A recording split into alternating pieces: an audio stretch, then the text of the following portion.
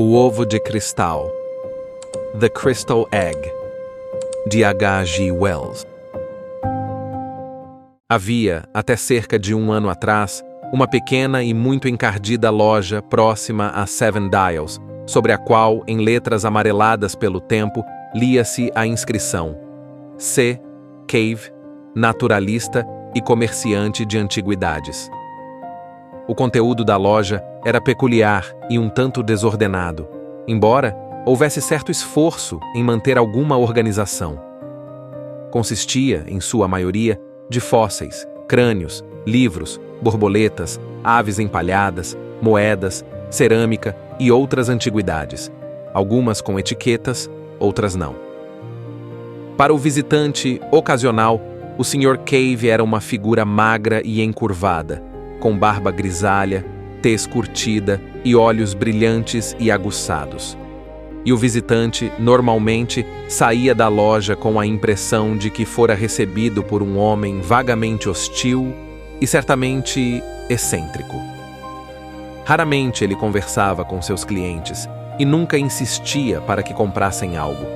Entretanto, havia alguns poucos curiosos que pareciam atraídos pela excentricidade dos objetos e pela natureza singular do dono. Foi a partir de uma pergunta casual de um desses visitantes que a história extraordinária do ovo de cristal se tornou conhecida. O visitante encontrou a loja vazia. Depois de um tempo, o Sr. Cave apareceu, vindo de uma sala nos fundos.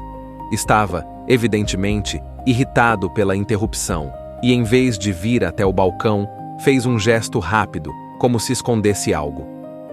O visitante, intrigado, forçou a entrada atrás do balcão e encontrou o velho homem curvado sobre uma mesa, observando intensamente um ovo de cristal brilhante, montado sobre um suporte metálico. Com a intrusão, Cave rapidamente cobriu o objeto com um jornal. O visitante desculpou-se e tentou explicar seu interesse, até que conseguiu vislumbrar o ovo. Era de fato um objeto curioso, oval, perfeitamente liso e feito não exatamente de cristal, mas de algum material mais complexo. Era transparente, mas não vazio. Dentro havia uma névoa suave e, dentro da névoa, algo que se movia, como sombras em uma terra distante. O visitante fez perguntas. O Sr. Cave esquivou-se.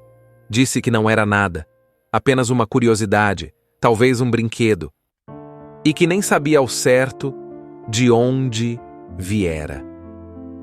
Parecia relutante e, ao mesmo tempo, ansioso, confuso e obcecado. O visitante saiu intrigado. Na noite seguinte à visita dos dois estranhos, o Sr. Cave foi dormir tarde. Ficou muito tempo acordado, relembrando o ocorrido. Na manhã seguinte, antes que qualquer outro na casa acordasse, ele desceu silenciosamente até a loja e retomou sua observação do ovo de cristal. Ele estava assistindo àquela visão misteriosa mais uma vez, quando seu enteado entrou na loja. O susto fez com que Cave escondesse o ovo sob o balcão. O rapaz reclamou por não encontrar o café da manhã pronto. Esse tipo de interferência e desconfiança passou a ser rotina. A Sra. Cave notava o sumiço do ovo da vitrine e frequentemente o recolocava. Sempre que podia, Cave o retirava novamente, à noite ou quando sua esposa estava ocupada em outro cômodo. Mas algo no ovo o dominava por completo. Quando a luz estava baixa e o ambiente era propício, sua superfície parecia abrir-se para revelar uma paisagem distante. A névoa interna se dissipava e ele via uma planície ampla, cercada por penhascos avermelhados e cortada por canais. De um ponto elevado, via construções imensas, torres finas, cúpulas metálicas e terraços alongados, tudo sob o brilho pálido de duas luas. Com o tempo, as visões tornaram-se mais nítidas. ele começou a distinguir criaturas, seres altos, de aparência esguia, com cabeças largas e membros tentaculares que flutuavam pelo ar com graça. Moviam-se como aves inteligentes, com longas asas e apêndices finos. E não estavam sozinhos. Também via bípedes menores, desajeitados e brutos em comparação, que pareciam servir ou seguir os maiores. Cave passou a notar elementos recorrentes, mastros altos, semelhantes ao ovo, montados sobre os edifícios. No topo de cada mastro havia uma esfera de cristal, idêntica à que ele possuía. E então, em uma noite, enquanto observava o ovo, ele congelou. Um rosto o observava de volta. Não era humano.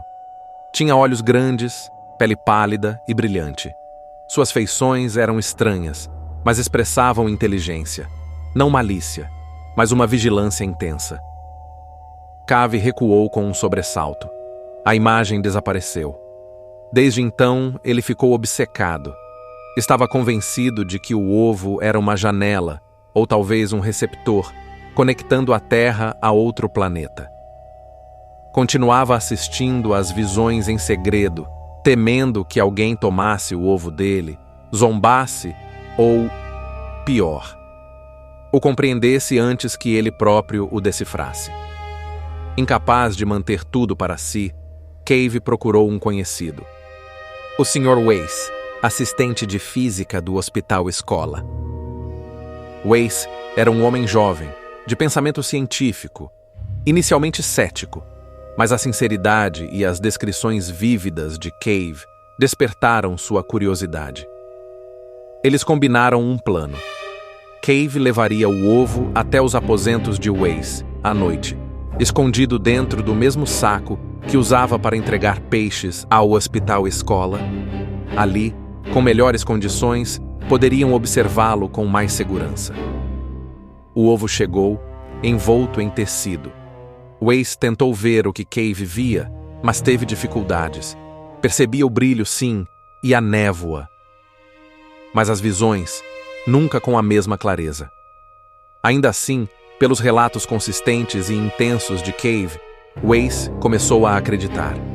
As visões, Cave dizia, eram mais vívidas quando ele estava cansado, em baixa luz e focado totalmente.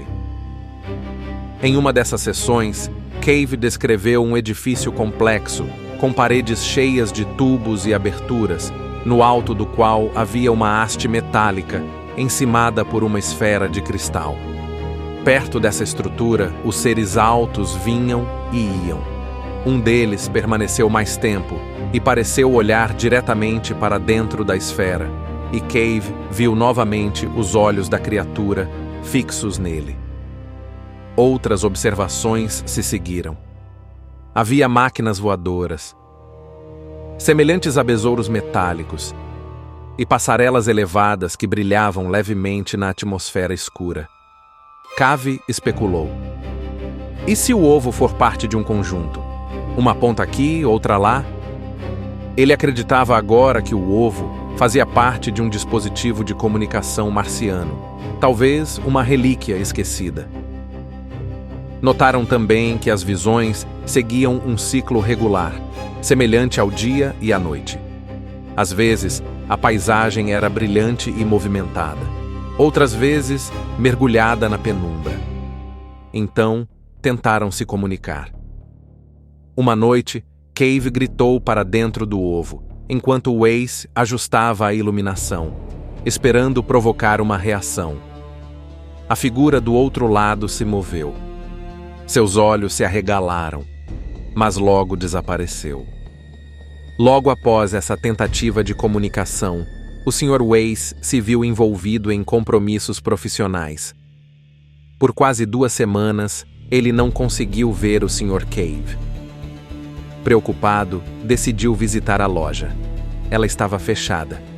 Ele bateu por vários minutos, até que o enteado de Cave abriu a porta. Vestia luto.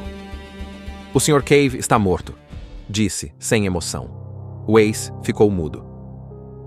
Foi encontrado na loja tarde da noite, continuou o rapaz. com aquele maldito cristal nas mãos. O professor tentou conter o impacto da notícia. E... o ovo? Onde está? Perguntou. Vendido, respondeu o jovem. A minha mãe o vendeu, 5 libras, para um comerciante da Great Portland Street. Wace correu até o endereço. Era tarde demais. Um homem alto, moreno, estrangeiro. Pagou em ouro, disse o vendedor. Nunca mais o vi. O ovo estava perdido. Wace passou os dias seguintes caminhando pelas ruas, refletindo sobre tudo o que Cave lhe havia contado. Cada visão daquela paisagem vermelha, cada criatura, cada torre, cada tentativa de entender o que havia dentro daquele objeto. De volta aos seus aposentos, sentou-se diante dos cadernos. Linha após linha, as observações de Cave estavam registradas. Os ciclos de luz, as aves esquisitas, os mastros de cristal, os seres voadores, os movimentos. Sem o ovo, tudo parecia mais frágil, como se a realidade pudesse desmoronar a qualquer momento. O que eles tinham testemunhado? Wace era um homem racional, mas em segredo acreditava que Cave havia de fato vislumbrado outro mundo. Não um sonho, nem uma alucinação, mas algo real, revelado por meio do cristal. Ele releu a descrição de um rosto, como surgira de repente, olhando para fora da névoa, assustando Cave. Como aqueles olhos ficaram ali por vários segundos, até desaparecerem. E se lembrou dos mastros, idênticos ao ovo, colocados sobre os edifícios daquele mundo distante. Não por ornamentação, mas por função. Receptores, transmissores, ambos. Wace passou a procurar desesperadamente. Visitou todos os antiquários que conhecia. Publicou anúncios discretos em jornais científicos e populares. Procura-se esfera de cristal incomum, em forma de ovo, fosforescente, origem desconhecida, bom preço garantido. W. Nenhuma resposta. Ou, quando vinham, tratavam-se de peças comuns, cristais coloridos, quinquilharias vulgares. Nada como o ovo. Semanas se passaram. Depois, meses. À noite, Wace às vezes sonhava com planícies vermelhas sob 2 luas. Sonhava com seres de olhos brancos, deslizando em silêncio por entre torres. Em um sonho, eles se voltaram para ele. Dezenas deles, com olhos enormes e pensativos. Ele acordou suando frio. Muitas vezes se perguntava o que Cave viu em seu último instante de vida. Que imagem o preencheu enquanto segurava o ovo de cristal junto ao peito. Teorias formaram-se em sua mente. O ovo, pensava ele, era um tipo de ressonador visual, um transmissor óptico entre 2 pontos no espaço. Talvez funcionasse por meio de alguma propriedade de vibração simpática, como 2 diapasões sintonizados. Ou talvez operasse com leis da luz e da refração ainda desconhecidas para os humanos. Especulava até que esses ovos pudessem existir por todo o sistema solar. Uma rede construída por uma civilização muito mais antiga. Talvez os marcianos tivessem criado isso há milênios e depois abandonado. Ou talvez ainda o utilizassem para nos observar. E se o ovo não foi perdido? E se ele foi recuperado? O homem que o comprou, lembrou-se Wace, era alto, moreno, estrangeiro, pagou em ouro. Começou a se perguntar: teriam os marcianos recuperado seu dispositivo? Estariam observando o Sr. Cave desde o início? Wace passou a duvidar do mundo ao seu redor. Olhava de forma diferente para vidros e cristais. Examinava vitrines de museus com suspeita. Observava mais o céu. Sentia-se vigiado. Ainda assim, não era um lunático. Continuava sendo assistente de demonstrador, dava aulas, realizava experimentos, mas dentro dele ardia um fogo, a crença em algo grandioso e invisível. escreveu um pequeno artigo sobre simpatias visuais em meios de quartzo, que foi educadamente rejeitado por um jornal. Uma versão mais especulativa foi publicada em uma revista obscura e ignorada. Alguns colegas o toleravam, a maioria o evitava. Mas aqueles que o conheciam, ou conheciam o Sr. Cave, lembravam-se da história do ovo e às vezes se perguntavam: quantos outros cristais como aquele existem? Quantos estão guardados em salas de estar, armários ou cofres, seus poderes desconhecidos? E por meio de quantos deles estamos sendo observados? Nos meses que se seguiram ao desaparecimento do ovo de cristal, o Sr. Weiss afastou-se gradualmente da busca.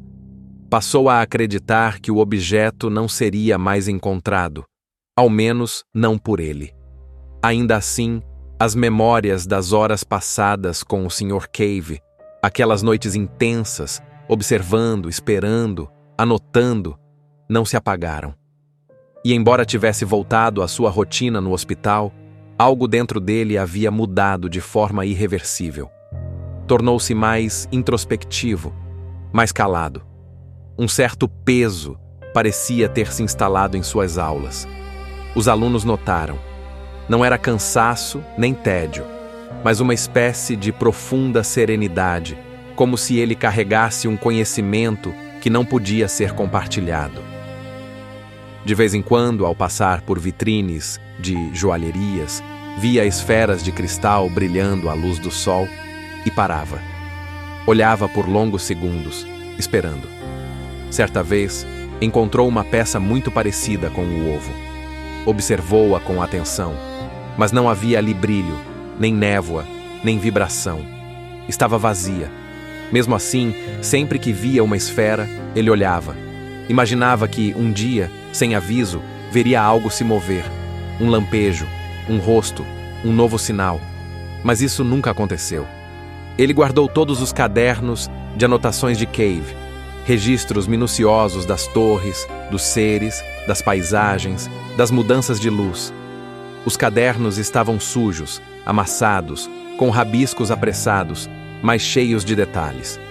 Com base neles, Weiss tentou reconstruir a geografia daquele mundo. Fez esboços, diagramas, mapas. Marcou onde estariam os canais, os terraços, as janelas curvas e, principalmente, desenhou os mastros com as esferas de cristal, sempre presentes no topo das construções. Perguntava-se: haveria mais deles? Espalhados pela Terra? Por Marte? Seriam relíquias esquecidas de uma civilização ancestral? Ou ainda estavam em uso, funcionando em silêncio, olhando para nós? A origem do ovo era uma obsessão que o perseguia. Quem o trouxe à Terra? Seria uma peça perdida em alguma troca acidental? Ou teria sido colocada ali de propósito? Teria caído com um meteorito, escondido durante séculos? Ou teria sido deixado por seres que queriam ver? Talvez o ovo fosse um tipo de janela secreta, uma lente criada para observar sem ser observado.